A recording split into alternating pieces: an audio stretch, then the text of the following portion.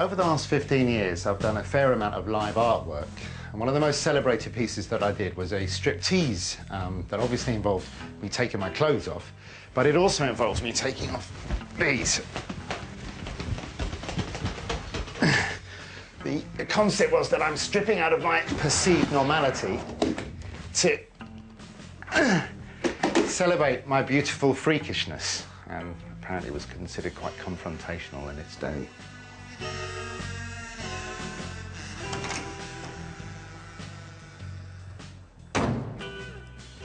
I've just been commissioned to make another performance piece. My brief is to respond to representations of disability at various museum exhibitions.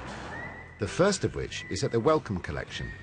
Entitled Superhuman, the exhibition explores the extraordinary way people have tried to improve, adapt and augment their bodies for practical and artistic purposes.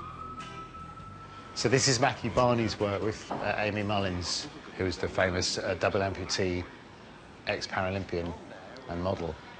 I mean, those are amazing. I don't know if she can stand on them. And there's a picture of her here with cheetah legs on. That's great.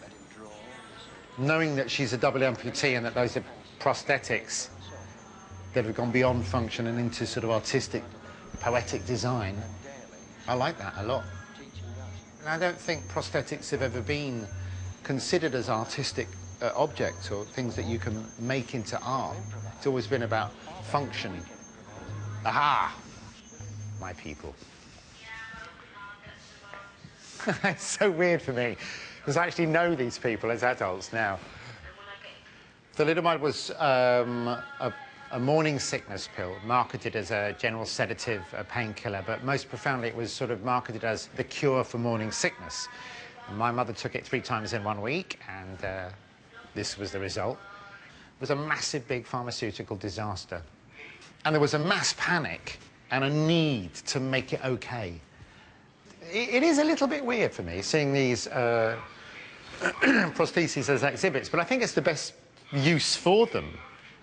I didn't have to wear any. I remember I went into a room one day and they said, oh, do you want to try one of these arms on? And I thought, well, why would I want to do that? And I put them on, and I was 7 or 8, and they felt uncomfortable, and I didn't like them. Mummy, I don't want to wear them. That's fine, darling, you don't have to. And that was the end of it. It's really hard for me to explain what it was like to use artificial arms and legs. To me, it was like in some dreams where you know you're there, but you can't actually touch anything. Like I could touch it, but it wasn't me touching it. It was like somebody else was touching it, and I was merely an observer. Wow. Being on legs, it was like being in suspended animation, tied Poor old Terry. hanging in midair. But, you know, that's what they thought. All the time. Yeah, lucky me that I didn't have to do that. For me, this is human adaptation. This is adapting and surviving. You've got no arms, but you need a cup of tea, so you use your feet. Syphilis could cause the destruction of the nose, giving rise to the formation of no-nose clubs in the 18th century. And this painted silver nose was worn by a woman who'd lost her own to the disease. How weird. It's the Olympic thing, isn't it? It's the technological enhancement of the sports person. The classic cheetah leg.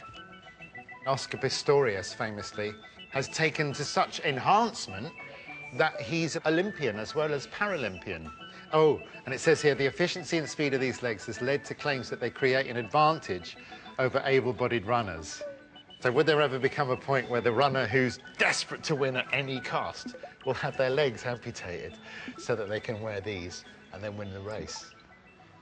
So this is a lovely little exhibit. This is a famous eye limb, which is currently the most advanced prosthetic hand in the world.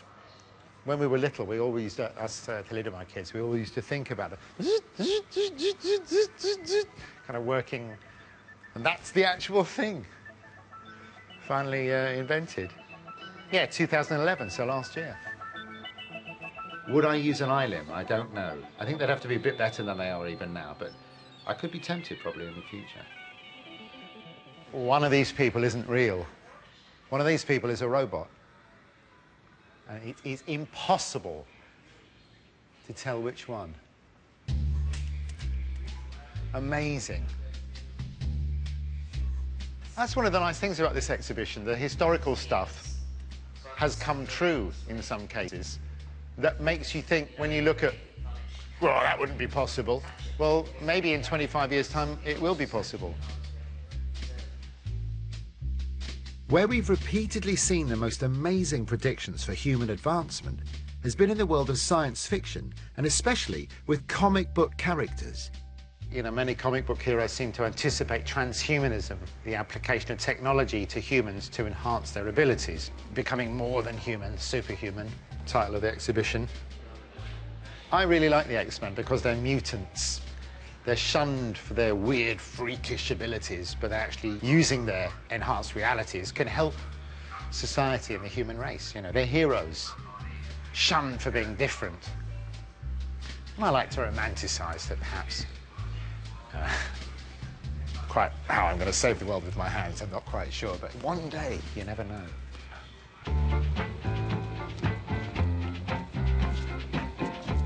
I've made lots of performance pieces around the nature of being a freak. But maybe for this new commission, I'll concentrate more on the idea of adaptation and even enhancement, especially by disabled people. I'll need to contemplate more what I've seen today, but this has been a great starting point. It's made me think I'd like to research individuals, alive or historical, who've transcended their human condition to become, well, for want of a better word, superhuman.